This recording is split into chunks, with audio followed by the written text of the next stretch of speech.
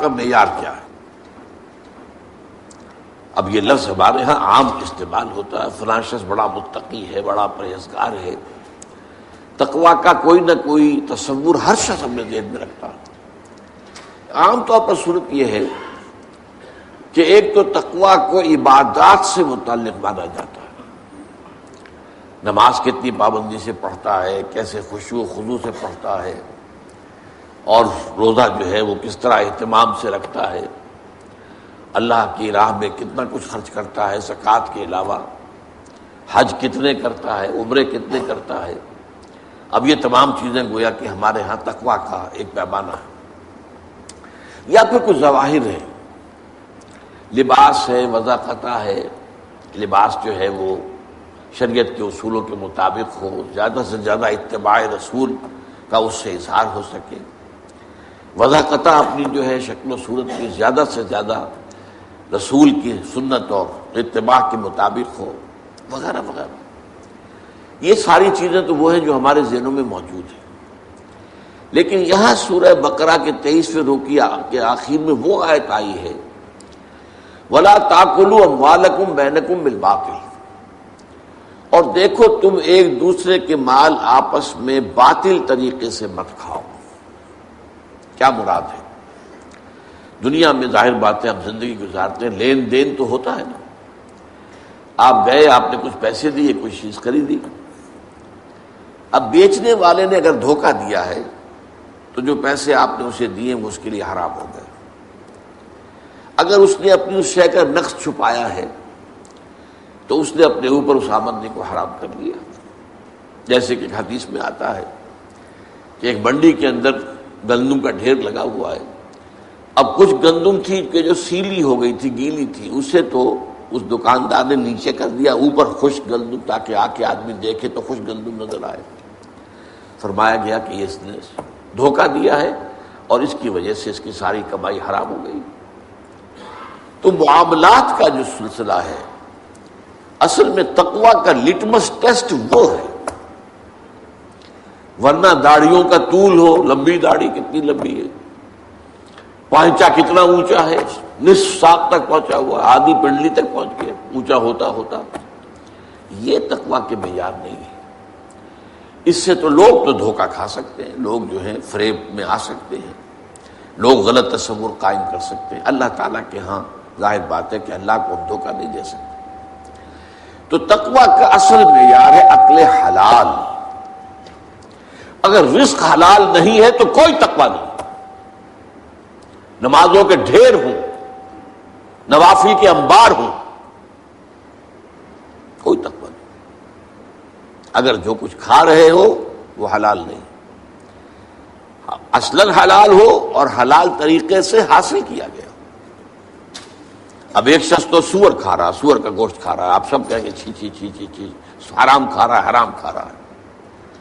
ایک شخص کھا تو رہا ہے بکری کا گوشت، لیکن وہ اس نے خریدا ہے کسی کی جیب کاٹ کر، تو کھا تو رہا ہے اصلاً وہ شے کہ جو جائز سے حلال ہے، حرام کھا رہا ہے، اس لیے کہ وہ اس نے کمایا کس سے ہے؟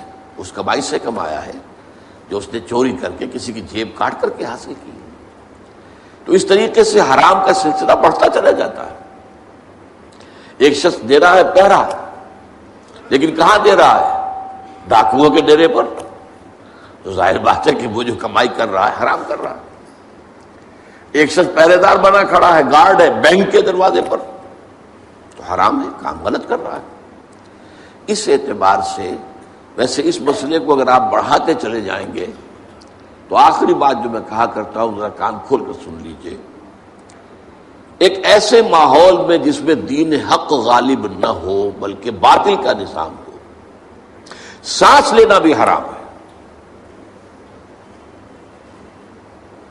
الا یہ کہ یہ سانس لینے سے جو قوت پیدا ہوئی ہے، انرجی، آکسیجن اندر گئی ہے نا، اسی کو تو ہم جلا کر انرجی حاصل کرتے ہیں ہمارے مسل سے، یا یہاں پہ جو غذا کھا کر قوت پیدا ہوئی ہے اگر وہ خرچ ہو رہی ہے اس کا اکثر و بیشتر اس نظام باطل کو ختم کر کے نظام حق کو قائم کرنے کی جد و جہد میں، تو جائز ہے۔ ورنہ سانس لینا بھی حرام ہے. لو سانس بھی آہستہ کہ نازک ہے بہت کام.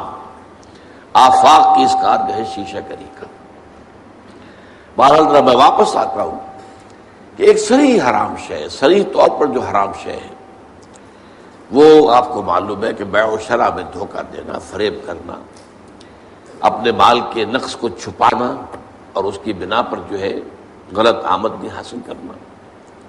اور اس کی دوسری قسط کیا ہے؟ وَتُدْلُوا بِهَا إِلَى الْحُكَّامِ لِتَأْكُلُوا فِيقًا مِنْ أَمْوَالِ النَّاسِ بِالْإِثْمِ. اور اسی طرح تم اپنے مال کو ذریعہ نہ بناؤ حکام تک پہنچنے کا. دلو کہتے ہیں ڈول کو. ڈول جو ہے کنویں میں اتارا جاتا ہے پانی کھینچنے کے لیے. اسی طرح کوئی شخص اپنا مال بطور رشوت پیش کرتا ہے کسی سرکاری افسر کو. کس لیے کرتا ہے؟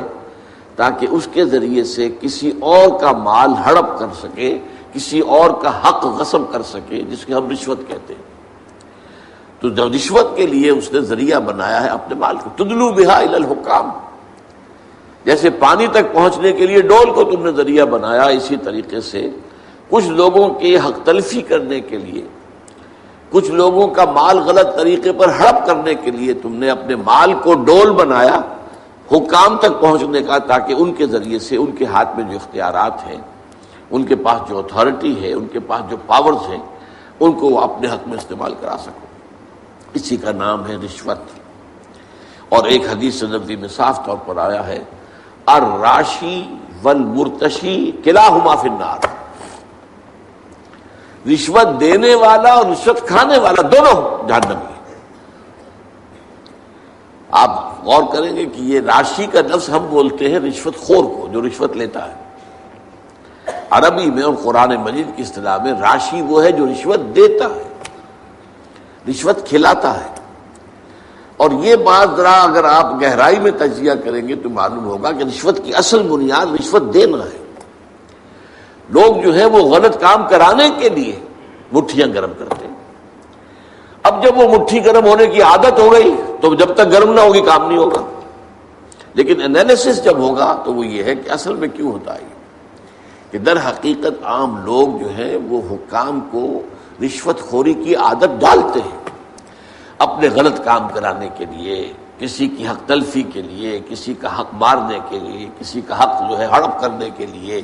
وہ در حقیقت اس مال کو ذریعہ بنا رہے ہیں حکام رسی کا، حکام تک پہنچنے کا، تاکہ اس کے ذریعے سے ان کے اختیارات کے ناجائز استعمال سے وہ کچھ آمدنی حاصل کر سکیں یا کچھ مفادات حاصل کر سکیں، یا جو سرکاری محصولات ہیں اس میں کمی کرا سکے، انکم ٹیکس کی چوری کر سکے، فلاں ٹیکس کی چوری کر سکے.